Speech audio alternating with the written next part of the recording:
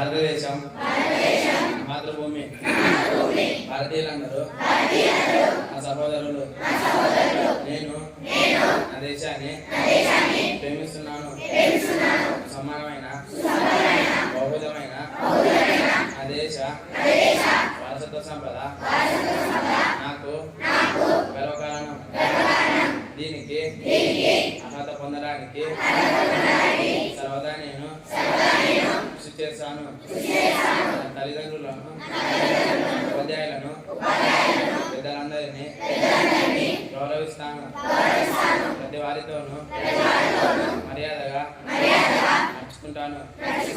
జంతువుల పట్ల దయతో కలిగి ఉంటానని ప్రతిజ్ఞ చేస్తున్నాను. వారి శ్రేయాభివృద్ధిలే నా అందానికై మూలం. జై హింద్. జాతీయ మరియు అంతర్జాతీయ వార్తలు మీ ముందుకు తీసుకొస్తున్న చరిత 9వ తరగతి నుండి. అంతర్జాతీయ వార్తలు. భారత్తో సాధారణంగా త్వరగా FTA కృషి. జాతీయ వార్తలు. సౌదీ వీసా భారతీయులకు గుడ్ న్యూస్. సౌదీ అరేబియా వెళ్ళవలకున్న భారతీయులకు పౌరులకు వీసా విషయంలో గుడ్ న్యూస్. ధన్యవాదాలు. నా మిత్రురాలు రాత్ర రాష్ట్రీయ మరియు క్రీడా వార్తలు చెప్పబోతుంది. క్రీడా వార్తలు మేము ముందుకు తెచ్చింది దాత్రారెడ్డి 9వ తరగతి నుంచి. రాష్ట్రీయ వార్తలు. సీతారామ ఎత్తు పరుగుల పోవడానికి కేంద్ర జలసంఘం అభ్యంతరాలు అనుమతులు తీసుకోవలసిన పరిస్థితి. క్రీడా వార్తలు. నేటి నుంచి హైదరాబాద్లో ప్రారంభం కానున్న ఫార్ములా 1 కార్ రేస్. ధన్యవాదములు. వాతావరణ విశేషాలు నా మిత్రుడు గణేష్ తెస్తున్నాడు. అందరికీ శుభోదయం. ఈరోజు వాతావరణ విశేషాలు. గరిష్ట ఉష్ణోగ్రత 32 డిగ్రీల సెంటీగ్రేడ్లు, కనిష్ట ఉష్ణోగ్రత 17 డిగ్రీల సెంటీగ్రేడ్లు. ధన్యవాదములు. గ్రేడ్ 9 టొపాజ్ సూక్తి. చెడు నీకు తొందరగా ఆకర్షిస్తుంది, లొంగిపోతే వెంటనే నాశనం చేస్తుంది. కానీ మంచి నీకు నిదానంగా అర్థమైన నిన్ను గొప్పవాణ్ణి చేస్తుంది. Thank you. నా పేరు హారిక. నేను 9వ తరగతి చదువుతున్నాను. నేను ఇప్పుడు తెలుగు సాహిత్యంలో గొప్ప కవుల గురించి చెప్పబోతున్నాను. డాక్టర్ అందే వెంకటరాజం.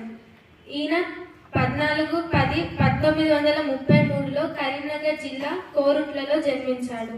నవోదయం, మణిమంజూష, కళ తపస్విని అనే పద్య కావ్యాలు, భారతరాణి నాటికల సంపుటి రాశాడు. నింగి భగిరి శతకం, ఈశ్వర శతకాలతో పాటు వానమామలై వరద భార్యుల కృతుల అనుశీలన అనే సిద్ధాంత గ్రంథాన్ని రాశారు. కవి శిరోమణ, అవధాన యువకేసరి, అవధాన చతురానన అనే బిరుదులను పొందాడు. ఈయన 11 సెప్టెంబర్ 2006లో మరణించాడు. మామిడ్ల రామగౌడు. తెలంగాణ ఆధునిక కవులలో మామిడ్ల రామగౌడు ఒకరు. నిజామాబాద్ జిల్లాకు చెందిన ఈయన వర్ణి మండలం రుద్రూరులో బాలమ్మ మల్లగౌడు దంపతులకు 14 జనవరి 1943లో జన్మించారు. ప్రాథమిక విద్యతో చదువు ఆగిపోయిన తర్వాత కాలంలో BOL పూర్తి చేసి తెలుగు పండితునిగా ఉద్యోగం చేశారు.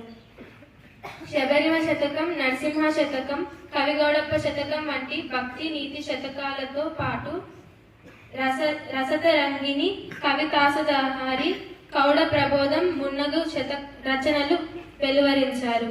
తన దైన శైలిలో వస్తు వైవిధ్యత కలిగిన రచనలు చేసిన రామగౌడు సుకవి, సుధకార, మధుర కవి, కవికోకిల వంటి బిరుదులు, పలు సత్కారాలు అందుకున్నారు. ఈయన 6/6/2003లో మరణించారు. ధన్యవాదాలు. Good student of my school, good student of my teachers, good friend of my friends, good brother of my brothers and sisters. Thank you.